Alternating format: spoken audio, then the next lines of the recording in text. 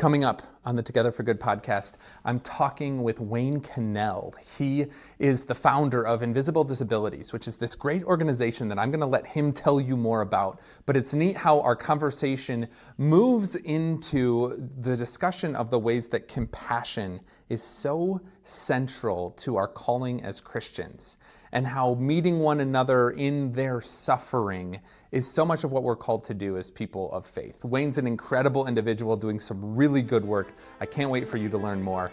Here we go. Welcome to the Together for Good podcast, a podcast created by Bethany Lutheran Church in Cherry Hills Village, Colorado, and hosted by me, Pastor Nate Preisinger. On Together for Good, our goal is to provide practical, engaging content that supports you without expectations. Whether you're feeling disconnected from traditional religion or simply exploring what faith means in your life, we're here to walk alongside you. No matter where you are on your journey of faith, we're glad you're here. Welcome to Together for Good. Hey everyone, welcome to the Together for Good podcast. I am on a Teams call with Wayne Connell. Wayne, thank you for joining us. We have a mutual connection here. Peter Hancock, he's a member at Bethany, connected me with you to learn a little bit about Invisible Disabilities, which is this organization that you've been running for a while now, but it has a very cool backstory. I want to just give you the floor and tell us a little bit about how this came about and what work you're doing with this organization. Well, thanks, Nate. It's such a pleasure to be on here. And by the way, it's 30 years was this January. 30 years, oh wow. Oh my gosh. So that gives you a real indication. So yeah, really the story is, I'm a technologist guy by passion and love.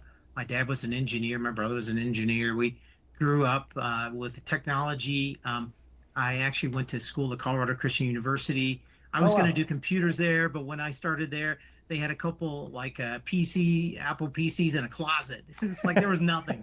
But they had a TV. They had an amazing radio station here in town and a TV station. And so I was able to do my first 2 years, in a sense, did TV and radio broadcasting.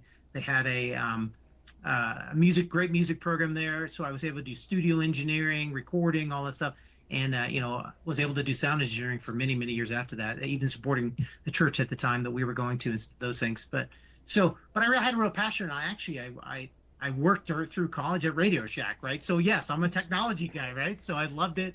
I'm like, oh my goodness. I'm glad you didn't stay at RadioShack. Don't see many of those around anymore. No, there aren't many of them around, which is kind of a sad thing, but that's okay. So, but I love, helping people. That was the big thing that RadioShack was always so good at, right? We would have people, it was funny, they'd buy a computer from somebody else and would bring it in for help. There was that kind of story. But so I graduated, about 2 years into my college experience, they brought a big computer guy in. We at computer labs and everything. So I finished up with computer information systems. So, and I thought, I'm gonna graduate. I'm gonna go into computers and do all this stuff. Well, I had been working at RadioShack my whole 4 years in college, and I'm like, I can do more as a RadioShack manager than I can at the time working in the computer industry. Sure. This is back in 1990, right? So this is the computer industry is just starting to really take off. Internet's right around the corner in people's homes, kind of thing. Right, exactly. Right. There's no internet, by the way, even really. Time, right. So, so I started managing my first store. It was over in Southeast Denver, and I was managing my first store there.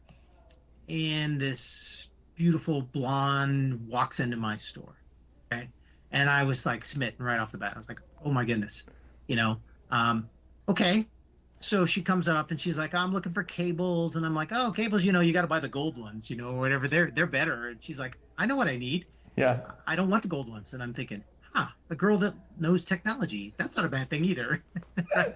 So, she gets up to the counter and we had a full store. It was like a Saturday or something.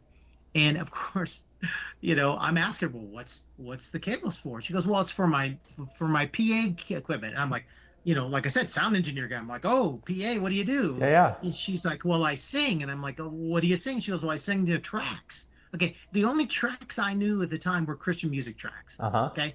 I didn't even know, I guess people had some karaoke stuff where they had tracks, but I always knew Christian music tracks from churches. Right.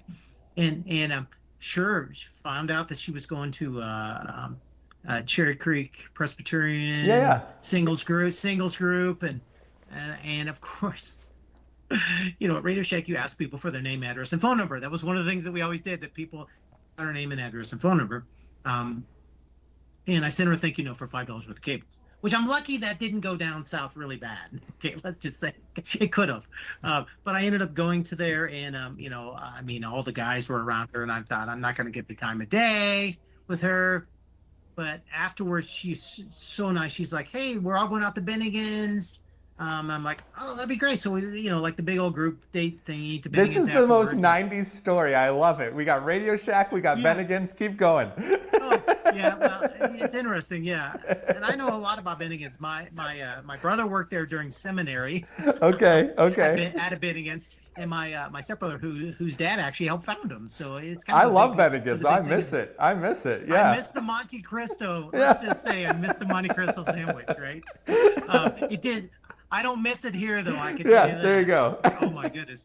So we're at this big, bunch of tables and everything, and she's sitting across from me, and she starts sharing that the year before, 91, she had been diagnosed with primary progressive multiple sclerosis and permanently disabled. Yeah. And I'm Yep. like, okay, I'm not thinking any of it. I didn't know much about MS at the time. Take you back a little bit to my upbringing. My parents got divorced when I was young. My mom got remarried to an alcoholic. Me and my two brothers, we moved. Like, I figured it out by the time I was 10 years old. We had moved 12 times, 10 times. I don't know. Wow. Moved a bunch. We ended up in southern Misery, and I'm going to call it southern misery for a reason. And ended up there. And my younger brother was born there at the time as well. But very abusive. I mean, my stepfather was extremely abusive to my mom, like physically fist abusive. And we even lived on at one point we lived on a chicken ranch. We had 10,000 chickens, and the chicken house was a tenth of a mile long. Okay, so lots of chickens. And I remember if you dropped a flat of eggs, which is 2.5 dozen, you would make a run for it. And you ran inside and you put on more pairs of pants because you knew you're going to get the belt. Wow. I mean, that was just the kind of crazy stuff. And my mom was just, the fact that she survived or anything like that. But we ended up in a little town called Clever, Missouri. I call it Clever, Missouri. A little town called Clever. And that's where I came to faith. And really was, sitting on the pew there. And the pastor says, I want everybody to stand up and knows they're going to heaven. And I look over and I'm like, well, there's my stepfather and I know where he's going and I'm not going there. So, that was, but that it was an act of avoidance. That's part of it was exactly right. Oh my gosh. Okay. I mean, true fire insurance, right? We talk about that, right? But the reality is growing up in all that suffering. Yeah. And then we ended up moving to my dad. We ended up moving to my dad. All the brothers did and stuff. My younger brother stayed with my mom. But my mom, she obviously, my guess is she probably had like a traumatic brain injury or something from that. Oh my gosh. She was the most loving person you could ever imagine, but she had all kinds of crazy people in her life. Yeah. And one of the things about traumatic brain injury is sometimes they lose the ability to think through consequences. Absolutely. Yeah, absolutely. And so, all the, the things that had happened to her, but just amazing, loved everybody, just the most loving person. And so really growing up in the church and when I moved to my dad's, my step grandfather was a pastor and most loving, emulating guy I'd ever want to be like. Just lived it. Was Yeah. just. I mean, I remember at his celebration of life, it was so amazing. Just people. It was incredible. But moving into this, so I met my wife. So I didn't think anything of MS. Okay, what does that mean? I don't know what that means. Yeah. I'm starting my first store. I'm being successful at it because I knew how to sell computers and stuff like that. And so. And cables, apparently. Lots of cables, right? Cables, exactly right. Which is RadioShack is known for selling cables and adapters and everything else, right? So we start dating, and that same year in 2000, that would have been 1992, 1992. She was diagnosed with Lyme disease, which we can trace back to a tick bite when she was 14. Oh That my had been 14 years gosh. before. She'd been visiting Arkansas. The cows and horses Yeah. were dying from ticks. I mean, it was like this major issue. And she was in pain from head to toe. Yeah. Traditionally, MS is not a pain disease. It's more of a neurological where you have, numbness, paralysis, which she was actually, both legs had gone paralyzed. That's how she knew she was, something was wrong. In fact, she used to drive into town from Parker into downtown with a stick with her left leg paralyzed and use her arms to push the clutch in. I mean, this is a girl that like, you Yeah. know, go, go, go, musical theater major, actress, model, multiple college degrees, just go, go, go. And boom, 27 years old, struck down in the prime of her life. Mm. And so we got married in 94. And because I mean, she's just funny. She's, everything about her. I mean, Yeah. she'd do beauty pageants instead of doing like the violin or ballet. She was doing like musical comedy theater, right? I mean, that's just kind of the person she is. She's just so loving to people and those things. And so got married in 94, actually 94. So really easy to remember. I didn't want to forget it. and in 1996, she coined the phrase invisible disabilities. We would park in accessible parking. She had learned to walk again before we had met, but she was still in pain from head to toe, unable to work. So primary progressive MS is MS with no good days. Okay. A lot of people that have MS have what's called relapsing MS, or they call it RMS, which means they may have a relapse and they may never have another relapse ever again. It just depends. Some people move into secondary progressive is what it's called when they go from relapse into, but she was diagnosed with primary progressive. So no good days. Yeah. She would have good hours. So we got married. She coins this phrase, invisible disabilities. I'm like, oh my goodness, this is exactly what we're talking about. Yeah. It's invisible. Nobody can see it. Nobody You're not can in see a wheelchair. And yet she's in pain all the time. Right? Brain fog. Yeah. All these things of. Well, and you think about like if you have like a toothache or a headache and how it affects your ability to just go about your day, and like you're snapping at someone at work and you're like, hey, I'm sorry, like I just have a really bad headache, just not feeling myself today. They can't see your headache, but you're not showing up as your best self. Like I can totally see what you're talking about with this. Of just she's in pain from head to toe all the time, but no one can see it, and just how that would affect how you have to go through every single day and everything that you do. Just to manage and that. being an actor, when you answer the phone, you don't answer the phone. This is how you answer the phone. Hi. You don't answer the phone how you feel. Oh, hello. Yeah. You act because you know that people don't want to hear that you're not doing well. Yeah. Right. Yeah. This is a big issue we find even with today, where people, going to the doctor, they dress all up for the doctor. They go to the doctor. The doctor's like, I don't know what you're talking about. You doesn't look like you got anything wrong with you. Mm-hmm. Mm-hmm. No, go to the doctor like you are at home. If it's in your pajamas or whatever. I mean, the reality is they need to know reality, not this, but we're forced into that. So we launched a website in 97. Sherri did, under the Invisible Disabilities Advocate is what it was kind of called originally. And she was the advocate, and we called it IDA as a person, right? IDA. So we call it IDA versus IDA. Yeah. It took off. This is in 1997. Now, I'll give you an idea. Google came online in 1998. Right. Okay, so 1997, we had 20,000 people a month to the site. Wow.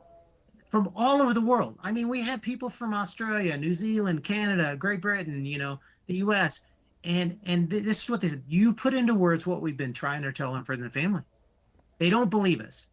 I mean, you would know this even as a pastor. When something comes from you, it gives an authority position to it, versus coming from the husband or the wife and they're struggling and they're like, come here, tell them the problem. Yeah, exactly. The reality is that it becomes something else. The other thing is that we were, the internet's new, right? So these people are homebound. Internet becomes a window to the world. They couldn't get out at all before. They knew nobody. Now all of a sudden they can. They can get out. They can start doing these things. Start interacting with people. And all these new things were coming on the scene at the time. Fibromyalgia. What's that? Right? Yeah. Chronic fatigue. Oh yeah, I'm tired too. Chronic fatigue. Yeah, that's just a made up word. Even multiple sclerosis. What does that mean? It stands for multiple scars, right?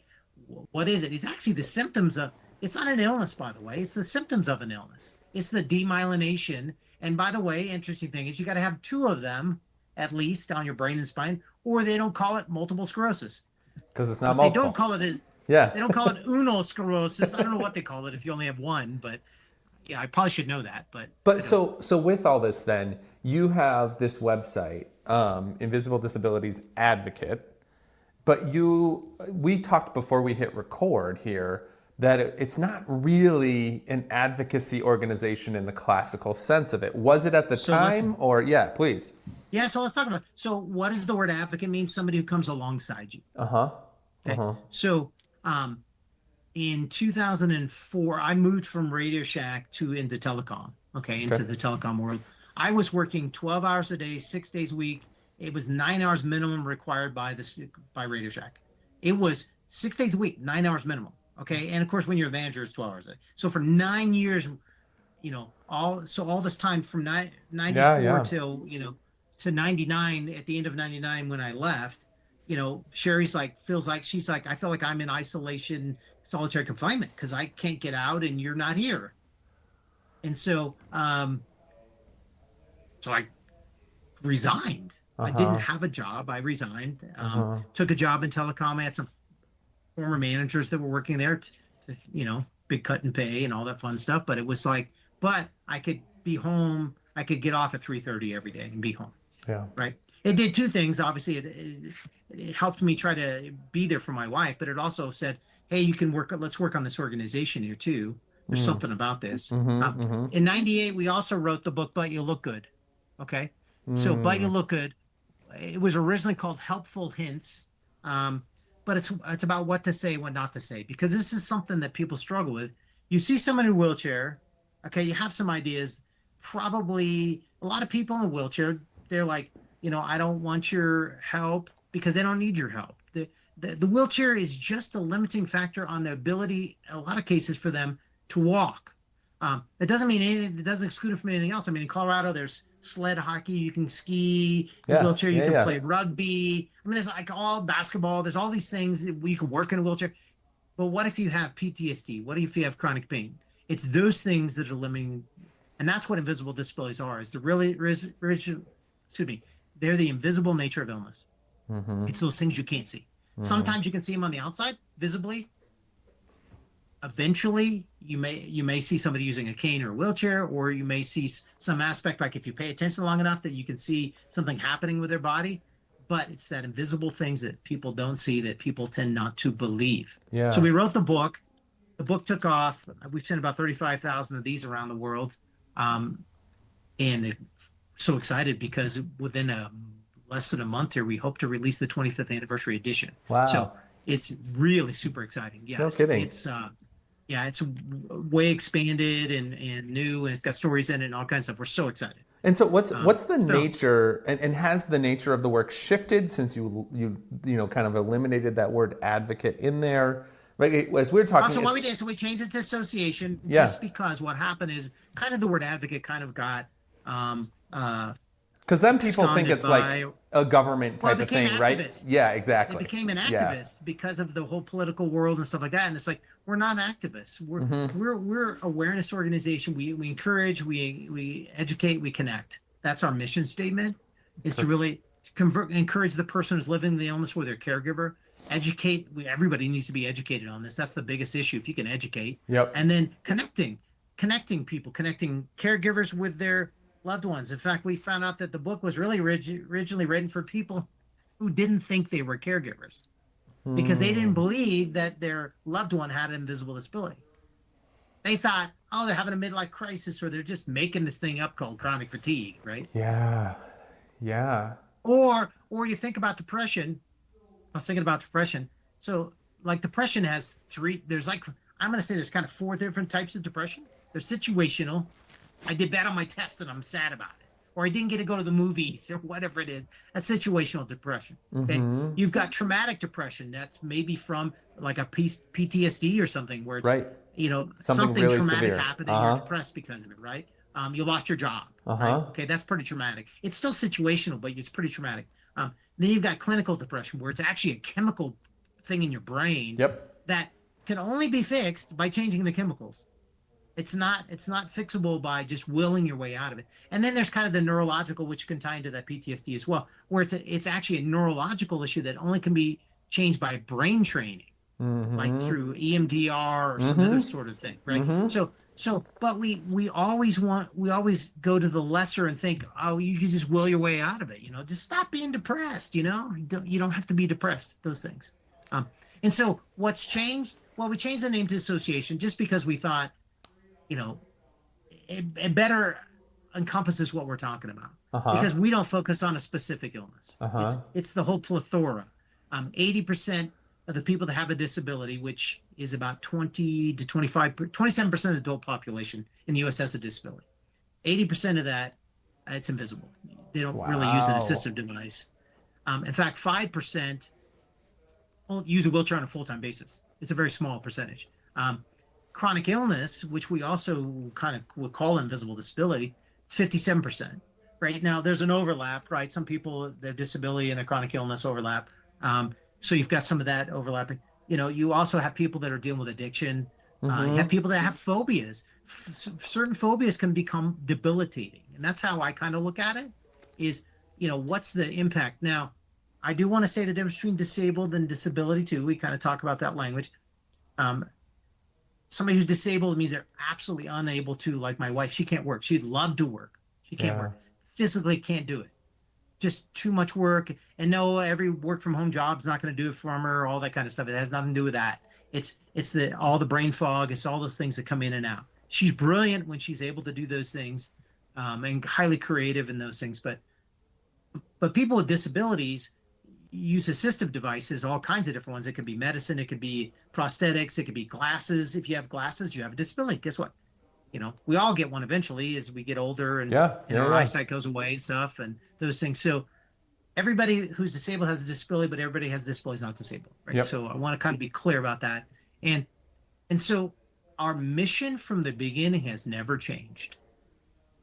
I would have hoped it would, but it hasn't because people are still disbelieved. Part of it is that the symbol we think of as a wheelchair is that's what we think of as the symbol for disability, but it's really not. It's an accessibility symbol. Uh-huh. How do you access things? And so, like this right here is our symbol, which is a person, and our goal is for this to be this disability symbol around the world, because it's a person, or it's someone with their arm around you, or it's Mm-hmm. somebody, an angel with their wings, or it's somebody breaking the tape, or a superhero with a cape, or whatever. But it doesn't say wheelchair, not wheelchair. It's a person, Yeah. and we are people, and we say listen, take time to listen to people. So you Mm-hmm. got to become their friends. There's relationship. Well, and I Believe want what to they I want to get believe into what they that. share. Believe what they share. Believe Yeah, what they share. exactly. Because Believe what they share. you're Even though talking you can't see it. you're talking about encouraging, educating, and And connecting. connecting, and Yeah. those are all very relational skills.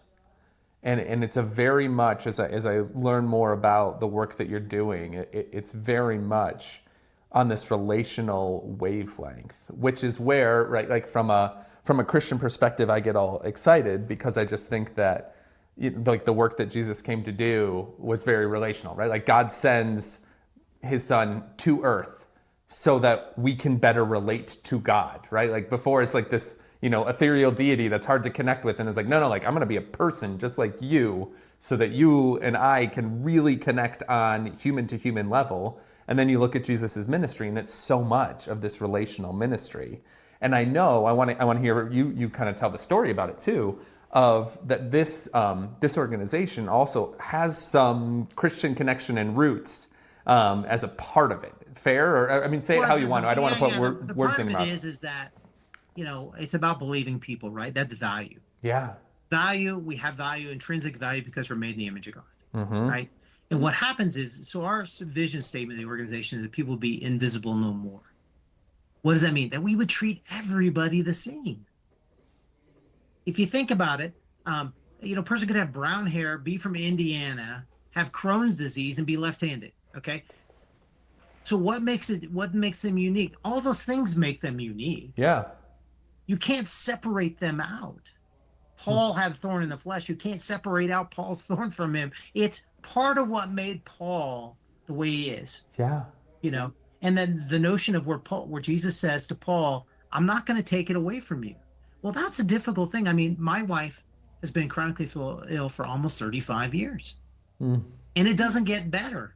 She's got complex PTSD. We've got what's called multiple chemical sensitivity, which is kind of a silly name because I don't like that at all. She can't be around fragrances and perfumes because of the chemicals in them. They make her very sick. She hasn't been in a church for over 20 years Whoa. because of that.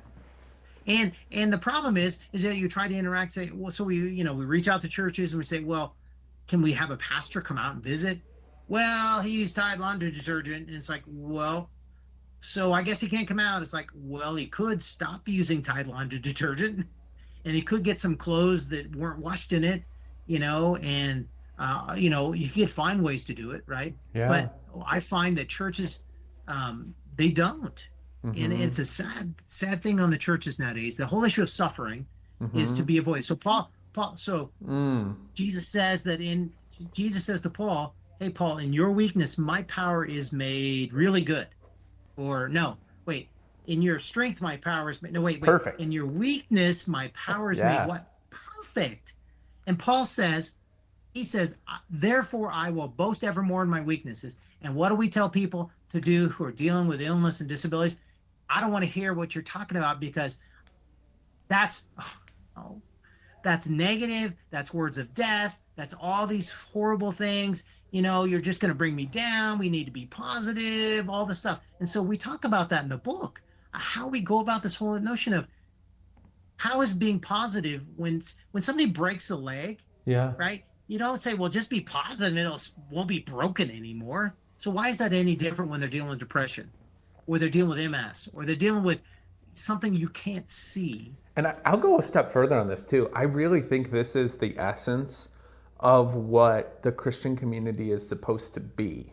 And so you look at it and you talk, originally, like early disciples, early church talked about themselves as like the community of the crucified, which is so fascinating to me that they didn't choose the community of the resurrected. Like, obviously the resurrection is really important. It's where our hope lies. But they chose to focus on, no, Christ's power was revealed through his crucifixion, through his death and suffering, through his sacrifice. Paul say? Paul says, I want to know the power of his resurrection. And then everybody goes, wait, keep reading. And the fellowship of his suffering is becoming like to him unto death, right? Yeah. Oh, wait a second.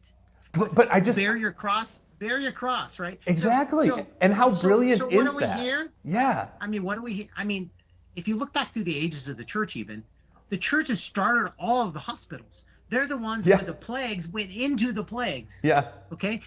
That's what happened. Okay? People don't know that. They don't understand that that's what they did. They were the first on the scene, putting their lives on the line. You look at Jonathan Edwards, the Great Awakening, the Second Great Awakening. You know how he died? He took a polio vaccine as a test. He's like, I will take it. And he dies. Jeez, I did not know that. That's a fascinating detail, isn't it? Oh my goodness. But it is right. Like this, it seems like this is the community that Christ was trying to form, right? Like I'm going to come and so that you know what God is like, and so that you know that God is present with you in your suffering and in the most difficult moments. And then I'm going to give myself so that you'll learn to give yourselves to one another, right? Like that's the whole rhythm of this Christian movement. And we've lost it because we've made it about like, hey, you got to dress up. You got to wear your perfume to come to church so that you look nice and you smell good and you're all put together. And I understand where that comes from. Like there's a lot of like, it's reverence for God. The child with autism in the front of the pews that's getting out of control. Well, you need to go put him somewhere else. Yeah. And it's just so sad because like what we need is more spaces where people can share in their suffering, right? Like even on a much lesser level than what you're talking about. But for me to be able to come and be like, hey, in my church, wherever, it's a little different as a pastor, but just as an example, it's like, I'm really struggling with this. And then you come along as a fellow member of the church and you're like, hey, I struggle with that too. Like, let's pray for each other and let's hold each other accountable and let's work on this together. Like that's Christian community, I think the way it's supposed to be, but we rarely get there. Keep going, Take it farther than that. Right? So Romans 5:3, right? Yes. And more than that. If you read the first and I challenge everybody, go read the first 3 verses of Romans 5, okay? Mm-hmm. Which, I mean, the first 2 verses, which are just incredible. Wait till you read that, what's in there. And then Paul says, and more than that, more than what? More than what I just mentioned. Uh-huh. That's what more than that means. Oh, okay. What do you mean? Rejoice in suffering, because suffering produces endurance, and endurance produces character, and character produces hope. And hope does not put us to shame, because God's love has been poured into our hearts through the Holy Spirit who has been given to us. So Mm-hmm. the reality is, we want to skip suffering as a society, as a church. Absolutely. Yeah. We want to get the character. We want to get the character. We want to skip suffering to get there. Now, every athlete knows no pain, no gain, right? That's the whole aspect. You have to do that. I mean, athletes get that piece, right? But the reality is that we run away from it. We shove people in the corners. You know, I mentioned to you earlier before we were even on this. You know, we haven't been in church for 20 years. So people are like, well, Wayne, why don't you start a fragrance-free church where there's all disabled people in it? And it's like, that's not what you know what that's called? I call that a leper colony. Mm. We're saying, let's put all the people over there that have disabilities and illnesses, and we'll stick them over there so that we don't have to deal with it. It's like, no, getting into people's messes. You know, I wrote a blog on called In Sickness. So why would I write about that, right? So for better or for worse, for richer or for poorer, and what's the next? In sickness and in health. Well, wait a second. Why is it in that order? Come on, it's good, bad. Whoa, what's the bad, good? Huh. Is sickness and health? Why is it written that way? You know why? Because sickness is more a part of life than health is. Yeah. It's only that way because we've created a health industry. We created these things. So if sickness is part of life because our bodies are decaying and that's just what happens. We get injured. We get all these things happen. You know, you eat the wrong thing. You know, maybe you didn't do anything at all. Somebody ran into you, whatever. There's all these things that can cause disabilities and illness and things like that. That's actually part of life. Mm-hmm. Health may be something we strive for, but they even have a thing called optimal health. And what optimal health means is to be at the optimal health for where you're at. If you're chronically ill, there's no cure. How can somebody think that you have to be at optimal health is to run an Ironman? No, the Ironman triathlete, the person who climbs Mount Everest, I call them the abnormals. Every rest of us are normal, right? Because the rest of us are not doing that. In fact, the rest of us is climbing a Mount Everest, like my wife would be, you know, getting out of bed for the day and trying to do something at home, you know. No, and even I mean, I'm just thinking about sports too. Like I'm watching the NBA playoffs. That's what I love to do. And it's just all injuries all the time for all the teams. And like the team that wins is the one who has the least injuries, or they're just like the player that can like gut out and gut through the injury before doing major surgery as soon as the season is over, right? Like it's not that these things won't happen and we just have to cross our fingers. It's like, no, like how do we endure? Or in the case of your organization, how do we encourage? How do we educate? How do we connect? How do we support people? Yeah. So believing that they have value, right? We have relegated them to, you're either doing something wrong, that's why you're sick. Maybe you don't have enough faith. Okay. You know, we talk about that in our book, Not by Sight. Don't have enough faith, because it says if you have the faith of a mustard seed, you can make this mountain move. But Jesus talks about that he's the one that gives the faith. I know this is a bad thing, but I always share with people, I'm like, think about when the man who was lame and his friends tore open the roof and lowered him down to Jesus. Yeah. Okay. And Jesus says, why was he healed? He didn't say it because of his faith. He says because of the faith of his friends. So I say, anybody that ever says to you, it's your faith, you always point back to him and say, it's your faith, why I'm not healed, not me. I love that. Sorry. That's really good. That's really good. The reality is, it's a little faith. If you watched, you know, I Can Only Imagine, too, in the song they wrote. Yeah. If we're gonna go through these troubles in life, and you brought that up, community is the most important thing. Yeah. Okay. You cannot go through life by yourself with nobody. When you're going through difficult times, the problem is that we have not reached out to the people. We've not said, you're valuable to me. You're not sick. You know, if somebody has diabetes and maybe they got diabetes because of the way they eat or whatever, I'm not going to go judge them and say, hey, you screwed it up. You're at fault. You're bad. You're just a horrible person. No, I'm like, hey, I want to be your friend. How can I relate with you, connect with you? Just be a friend. I'm not here to solve your issue. I'm not the armchair doctor, is what I call it. Yeah. I don't know anything about it. So I'm not going to do that. And what I'm learning too is that it's always so complex. And so I think about, like, you're kind of sharing your story. You grew up in a really difficult home life.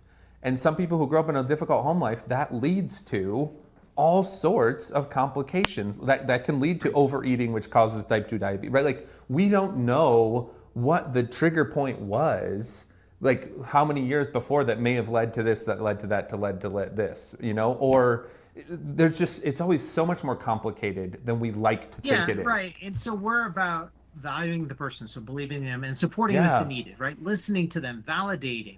If we'd only validate our friend who's dealing with illness and pain, and just show them we care. You know what I call it? I call it couch people. This Job's counselors got it right the first 2 weeks. Okay. Say more. What they did? They sat with Job in the ashes and sat with him. Bingo. Okay. We are not good at sitting with people in the ashes. We are not good with saying, oh my goodness, you lost your friend, you lost your life, right? Because when you lose who you were, it's called ambiguous loss. You go through that loss, and that could happen over and over and over throughout your life. That dream that you had, that you thought you were called. My wife, musical theater major, beautiful, incredible voice, not able to use it. Why did God take that away? We don't know the answer to that. Mm-hmm. But we have never been to a play. Now, we do watch music shows online and we love them, right? Yeah. But it's still very tough to understand where God had given you these talents, and you're like, but that dream has changed, right? So the dream's changed, but you're dealing with a loss of that. Yeah. Right. And so it's really a loss that we need to help people through. And how you do that, you sit with people in the ashes. Mm-hmm. Well, the word that we're not good at that. The word that keeps coming up in my mind, I think about Jesus. He tries to get away with his disciples. They go to the other side of the lake, and the people beat him there.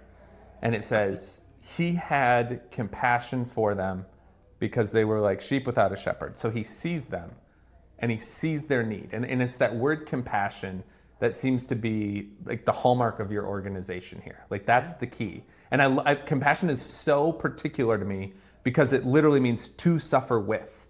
That's what, right? Co-passion, to suffer with. We talk about the passion of Jesus. Like, it is his suffering that redeems us. Like, it's not just that he suffers for us, like, he suffers with us. We have a God who is with us in our suffering, and we're called to go and have compassion for the people around us. And it's exactly what you guys are trying to do, of just, showing up and suffering, like believing them that this is hard. And like you said, sit in the ashes with them and realize that is incredible ministry and incredibly valuable. Don't say anything. Don't say anything. Just sit in the ashes with them. And then after the end, you may say, how may I help you? That's the point. Not give them advice, not do all these things. Obviously with the rise of the internet over the years, now we can find out anything we want to know about anything, right? So we're not the experts anymore, right? But it really is about, sitting with them in the ashes, being with them, being compassionate. I love that. Being empathetic, right? Yeah. In the book, as I mentioned, we're getting ready to release the 25th edition of the book. It should be coming out here, in the middle of the, middle of the year here. Okay. I don't know how soon this thing goes up here, but I'm hoping soon. And in the book, there's 2 chapters. There were 1 chapter before, but they talk about what's discouraging and what's encouraging. Okay. And the discouraging has 9 things that are discouraging, and it's got quotes with each of them. We've all said these quotes, and you read the book, and you go, I said that, I said that, I said that. Oh my goodness. I shouldn't have said those things. And then it goes to the next chapter. In the new book, it's like I said, separated in 2 chapters. About what's encouraging. Here's things I can say. So it gives you actually words. Here's some quotes you can say, right? Things you can say that the name of the book's called But You'll Look Good. That right there is a disqualifying, because people would disregarding statement. They would say, well, but you look good.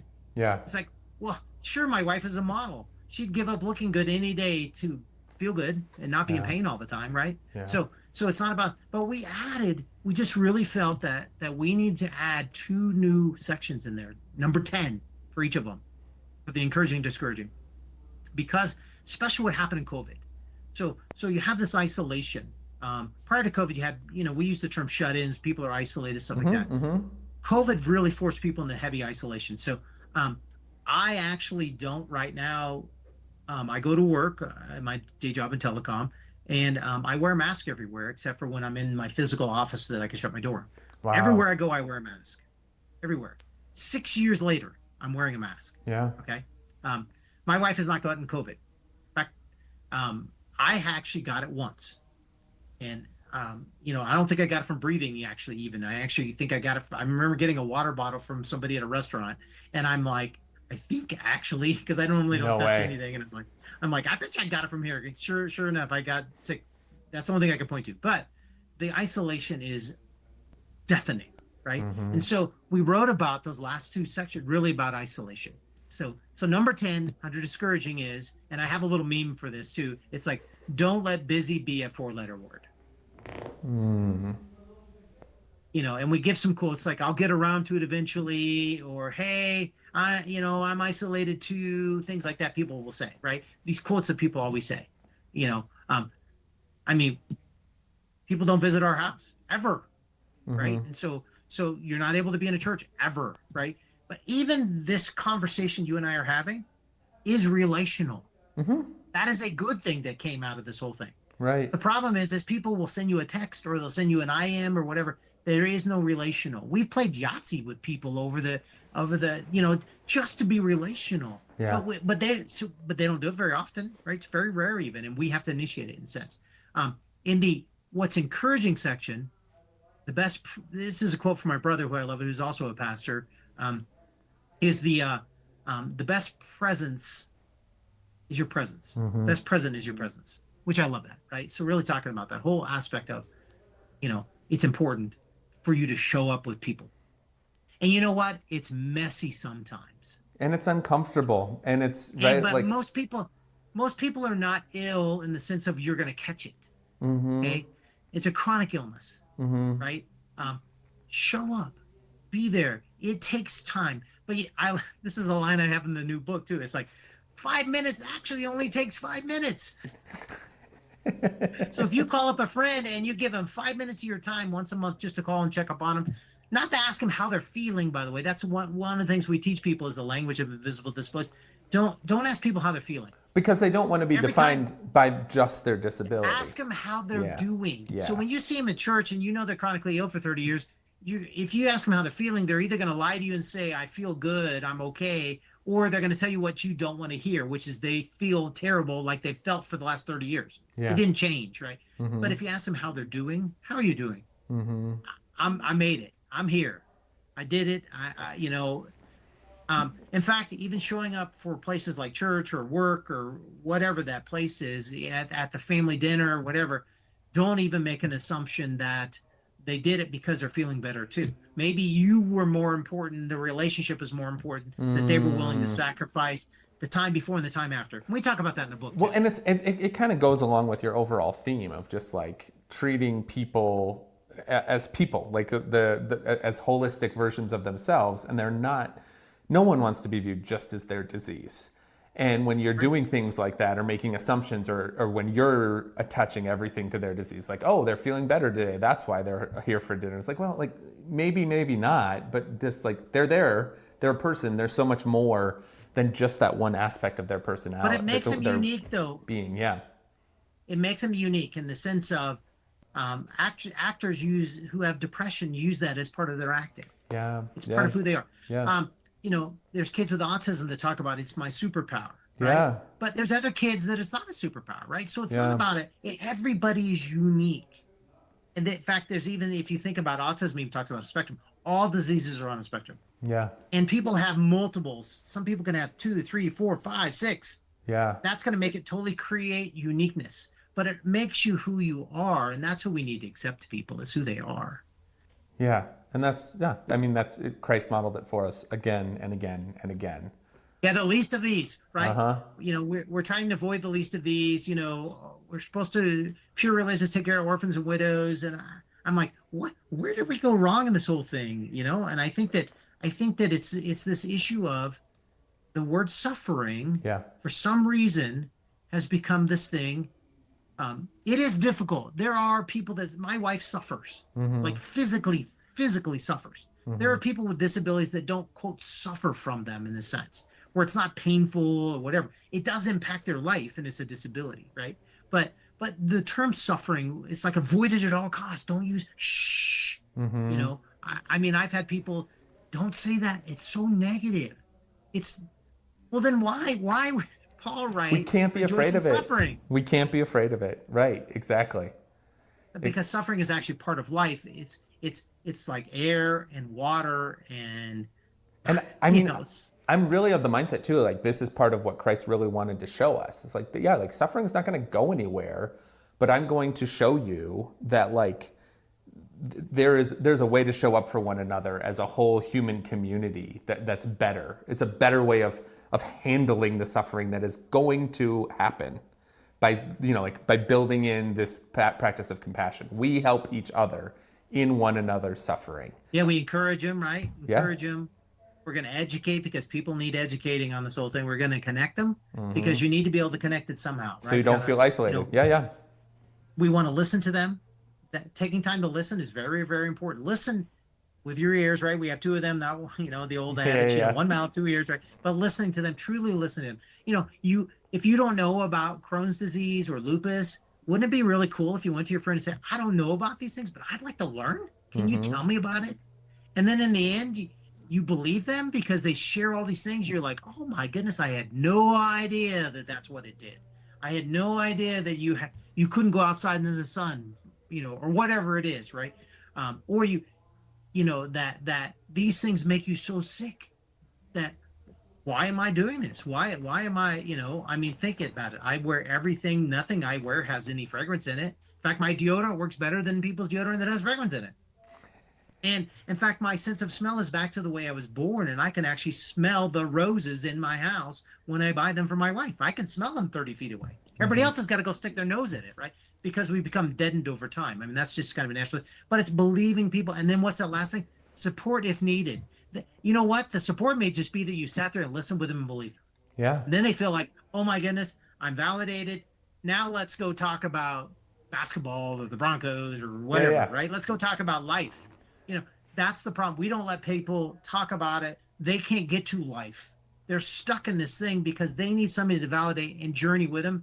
You know, he talked to Jesus. He had his disciples for a reason. Yeah. It wasn't like, I'm going to go be the lone guy and do this whole thing. It's like, I got to have some guys around me because this is suffering needs people to be around you. The couch people, the people sitting in the ashes, all that stuff. Oh, I love that final point of Jesus, like having the disciples around him. Yeah. Although they fall asleep a lot, don't they? they? Yeah. I love the disciples. It helps me feel better about myself. Wait, this has been incredible. No, thank you so much for the work you're doing for our community as a whole. Sincerely, like it's just so important. And I'm so glad to know an organization like yours exists. And I just love, from a theological angle, the way we were able to nerd out on all of those pieces of it. Because it's right there. It's so much of what I think the church needs to be about and what practice of faith is connected with is this reality of suffering. Like you pointed out, there's so many Bible passages that bring it up. I mean, you only scratched the surface on it, but you gave us about 5 or 6, I think, in the course of this conversation of just like, yeah, here's a good example of how this is part of our Christian calling. Anything you want to say before I let you go here? Well, yeah, I'm just, you know, it is a journey, right? And Invisible Disabilities is like being on the mission field in a sense, right? A lot of the people that we're helping, their friends and family have abandoned them. Their churches have abandoned them. They're isolated. They're on disability, those things. And we have an opportunity to, how do we find people that are passionate about these orphans in a sense that they've become? Yeah. That's what we're really trying to find as an organization. And I really see, you know, having this ability to reach these people that, and it's a long struggle journey for us. You know, it's a very difficult thing, you know. People are focused on the disability organizations, which we want them to be. You know, here's where you can get, you know, research on this particular illness, or here's how you can get some therapy here. But we're the organization that comes alongside and says, yeah, but you got to go home and live with this thing. And if your family doesn't believe you have traumatic brain injury, And I hear that all the time. Yeah. I hear from like attorneys that are like, I can't even get the husband and they were in a car accident. It's like, it doesn't make sense, but Mm-hmm. it's that believing ability in that ability. So as an organization, so I would say, the people that listen to this, hey, keep us lifted up in prayer too, right? We're Yeah. living this journey, and we're sharing it with you. That's why I'm so excited about the book. We were able to write more of our story into the book. We actually have 25 stories that we give away these amazing awards of perseverance and inspiration for the last since 2008. We've been doing this. We were able to share these people's stories. They're incredible. Little snippets of their story, and then you can go watch the video of their acceptance. And it I'm excited, and this is what I'm supposed to be doing. This is my calling. This is as Os Guinness would talk about. This is the calling that's on my heart. Yeah. And it's a journey that's really, really hard. I have a wife who, people Yeah. ask how she's doing. She's very, very difficult every day. Yeah. Yeah. And yet it's a testament to your character, of your commitment to continue to show up so well for her, but then to also allow your story and the individual and the suffering you and your wife are both going through with all of this. Well, I do want to share one thing. Share with Sorry, I others. want to share this one Yeah, thing. do it. I am a husband and I fail at all the husband things. Just so you know. I mean that. Yeah. Right? So I'm a caregiver and a husband. And so I go through all the same struggling and the defensiveness and all the silly things, and I don't treat my wife right all the time. But I want to be clear about that's when you're living with somebody and you're caring, you have all the regular life things you got to deal with too. Absolutely. Absolutely. And so that doesn't change, how I go through it. And when her and I signed up for this, she had already been disabled, with like, okay, we're getting into this, and we had no idea what it would be. We thought, it'll be done in a few years and we'll be good. And no, but God used it. Like that's the amazing thing too, is that It'll be 32 years in September. Congratulations, and thanks to the both of you for sharing your story and letting it be such a tool for good in the world. Because a lot of people could really just turn into self-wallowing and woe is me. And I'm sure there's days like that too, but you've used it for the good, which is. I didn't know I had a choice in a sense, right? I'm supposed to really, what Paul said. Like I said earlier, Paul said, "Boast in my weaknesses." Yeah. So, shout, right? So interesting. So that's what we'll keep doing. We'll talk about it because we're all going through this journey together. Exactly, and I'm just so glad that you're doing this. We'll put a link to your organization in the notes in the description for this podcast, and I'll find a link for the book as well. The 25th anniversary coming out in a little bit here. I'm not exactly sure when this episode's going up either, so I can't give you a guarantee on that. But thank you for sharing your story and your time. This is super generous of you just being willing to come on. And you, listener, thank you for watching. Share this with family and friends. Go investigate the Invisible Disabilities website and connect that for yourself and for others who might be in need of that type of education, encouragement, connection, and support like that. And as always, friends, stay in peace. Thank you for listening to the Together for Good podcast. If you'd like more resources for your walk of faith, please visit our website, bethany-denver.org, or download our mobile app by searching Bethany Connect in your phone's app store.